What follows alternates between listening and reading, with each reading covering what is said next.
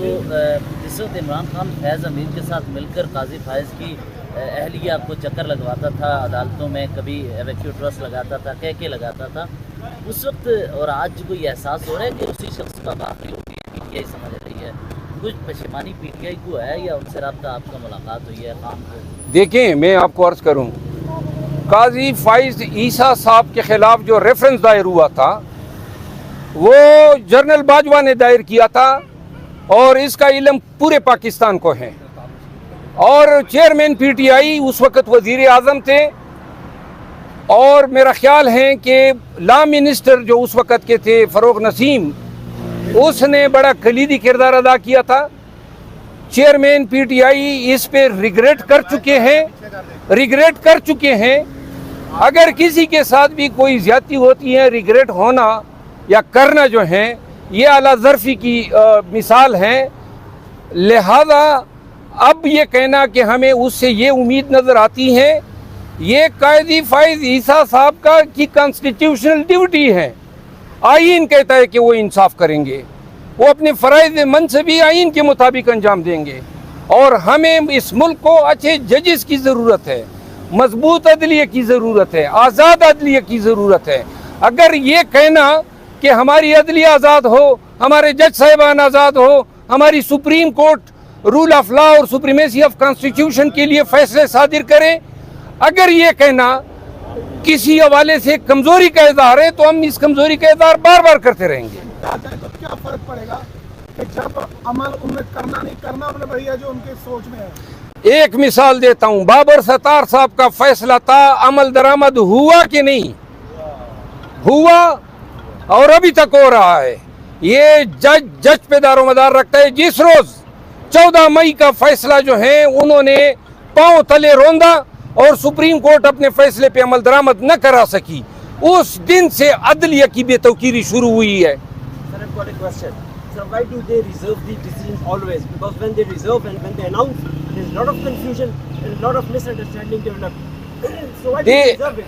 They have this prerogative to reserve the judgments. Sir, They have this prerogative, but in urgent cases, the courts have ordinarily pronounced the judgment there and then.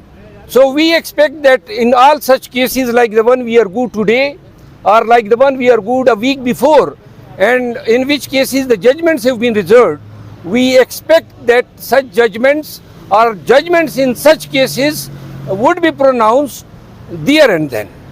قاضی صاحب کے جانے میں کیا کہیں صاحب گے؟ کو مرغے دیے جا رہے ہیں، ان کو بیڈ دیا گیا ہے، ان کو کولر دیا گیا ہے، لیکن کل نہیں پنجوتا صاحب ملاقات کر کے وہ بتا رہے تھے وہی گیلا بستر ہے، وہی ٹیم کی چھت ہے، اس پر کیا کہیں گے؟ دوبارہ آپ نے ان کی سہولیات کے لیے پٹیشن نکالی؟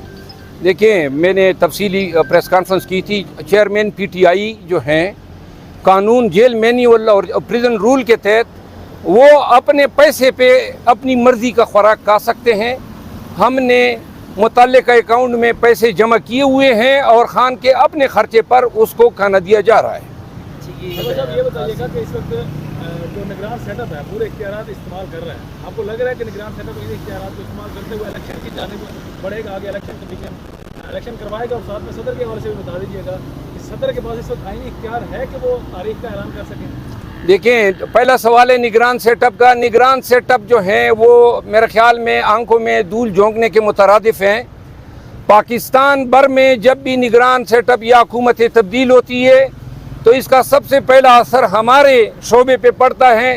تمام سرکاری وکلاء، attorney general, advocate general, D A Gs, A Gs یہ چینج ہو جاتے ہیں۔ آج تک پاکستان میں ایک بھی سرکاری وکیل چینج نہیں ہوا ہے، وہ تب نہیں ہوتے ہیں جب انہی کی حکومت کا تسلسل ہوتا ہے۔ تو لہٰذا یہ نگران حکومت جو ہے یہ پی ڈی ایم اور شہباز شریف کے حکومت کا تسلسل ہے۔ اب آج جو فیصلہ ریزرو ہوا ہے، آپ کیا توقع رکھتے ہیں کہ عمران خان کو کل عدالت میں لایا جائے گا G11 میں، یا پھر اگین اٹک جیل؟ اگر آج کا یہ فیصلہ جس میں جواب یہی تھا کہ جی کوئی قانون نہیں ہے یعنی کہ لا قانونیت ہے، اس میں جج ابو الحسنات کو روکا نہیں جاتا ہے کل اٹک جیل جانے سے، تو اس کا مطلب ہے کہ لا قانونیت کو دوام دی جا رہی ہے۔ سر بلاول بھٹو اور زرداری آپس میں الیکشن کے معاملے میں لڑ پڑے ہیں، ایک کہتا ہے بیٹا کہتا ہے الیکشن ہونے چاہیے جلدی، زرداری کہتا ہے نہیں ہونا چاہیے، اس پہ کیا کہیں گے؟ لڑائی ٹھیک ہے نظر آ رہی ہے؟ जी अगर वो लड़ पड़े हैं, एक कहता है हो जाए और दूसरे कहते हैं ना हो, तो मेरा ख्याल है कि इससे निकलना कुछ नहीं है। ये बाप बेटे की लड़ाई जो है, ये तो मैंने पहली दफ़ा सुना है कि कोई कानूनी होगा वही जो जरदारी चाहेगा। अच्छा, शेर अफजल साहब, एक चीफ जस्टिस साहब इस्लामाबाद हाई कोर्ट आमिर फारूक साहब की अदालत में साइफर केस की समाअत हुई। ये केस मैंने चेयरमैन पीटीआई की बिहाफ पे दायर किया था, जिसमें 29 अगस्त के लॉ मिनिस्ट्री के उस हुक्मनामे को चैलेंज किया था, जिसमें लॉ मिनिस्ट्री के हुक्मनामे की बुनियाद पे साइफर केस ट्रायल कोर्ट के जज अबुल हसनात साहब ने 30 तारीख को जो है प्रोसीडिंग अटक जेल में मुनक़िद की। साथ में अबुल हसनात साहब के तैनाती के हुक्मनामे को मैंने चैलेंज किया था। ये दो नोटिफिकेशन जो हैं, इस पे आज लॉ मिनिस्ट्री की तरफ से, FIA की तरफ से और दीगर रियासती इदारों की तरफ से सरकारी वकला साहिबान ने भी अपने दलाइल दिए। दलाइल समाअत होने के बाद जो फाजिल चीफ जस्टिस साहब ने सवाल किया वो ये था कि किस कानून के तहत लॉ मिनिस्ट्री ने ये NOC जारी की है। नंबर एक, किस कानून के तहत अबुल हसनात साहब जो हैं अटक जेल गए, और सबसे अहम सवाल ये आज कार्रवाई में अदालत ने नोट किया कि चेयरमैन पीटीआई इमरान खान किस कानून के तहत अटक जेल में नज़रबंद हैं। आप में से बहुत सारे साफ़ी हजरात वहाँ पे मौजूद थे। इन तमाम सवालात के कोई जवाबात सामने नहीं आए और अदालत ने इस पे हैरत की भी इजहार किया।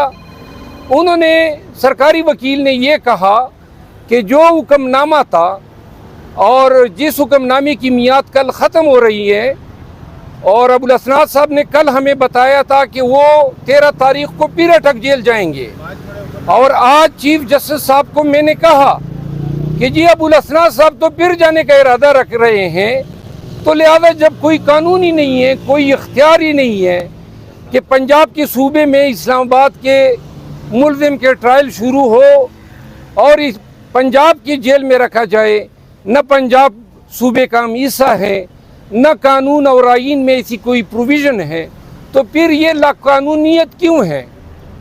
और इस लाकानूनियत का आज कोई जवाब किसी भी सरकारी वकील ने नहीं दिया। ये तमाम सवालात अदालत ने पूछे, बार बार पूछे, लेकिन इमरान खान जो है बग़ैर किसी कानूनी जवाब के, बग़ैर ड्यू प्रोसेस ऑफ लॉ के, सिर्फ और सिर्फ लाकानूनियत की बुनियाद पे वहाँ पे पड़ा है अटक जेल में। तो लिहाजा अदालत ने बात समाअत करने के बाद मैंने इस्तदा भी की कि जो पहला हमने केस दायर किया था, जिसमें हमने कहा था कि इनको अडियाला जेल मुंतकिल किया जाए, उस जेल में समाअत हुए और फैसला महफूज हुए तकरीबन 7 अयाम हो चुके हैं। अभी तक वो हुक्मनामा नहीं आया है। एक एक दिन जो है हमें कास्ट कर रहा है।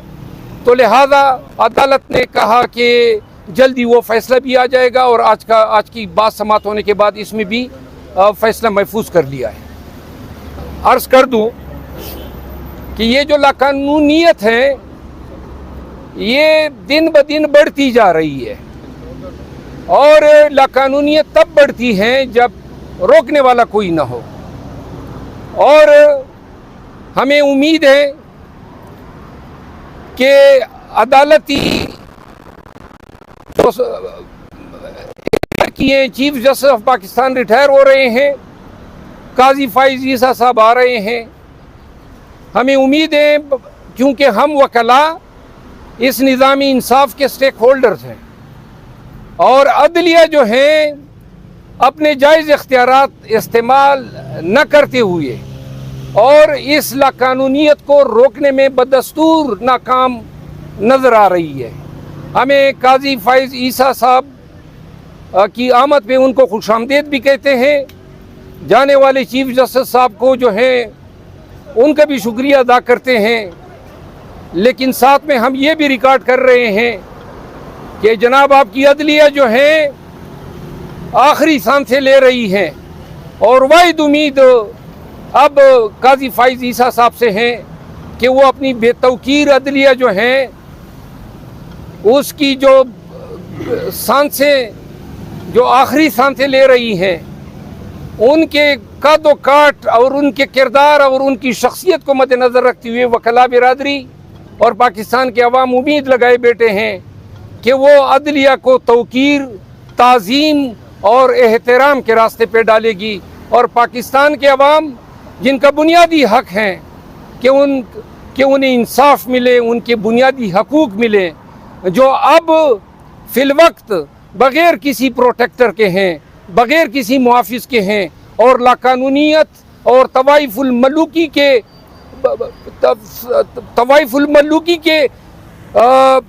اس پہ پڑے ہوئے ہیں، کوئی آسرا نظر نہیں آ رہا ہے. تو لہذا اس کا اختتام جو ہے، اس کا حل جو ہے ہمیں قاضی فائز عیسیٰ کی شکل میں نظر آ رہا ہے. امید ہے کہ وہ پاکستان کے عوام کے امیدوں کو جو ہیں ٹھیس نہیں پہنچائیں گے.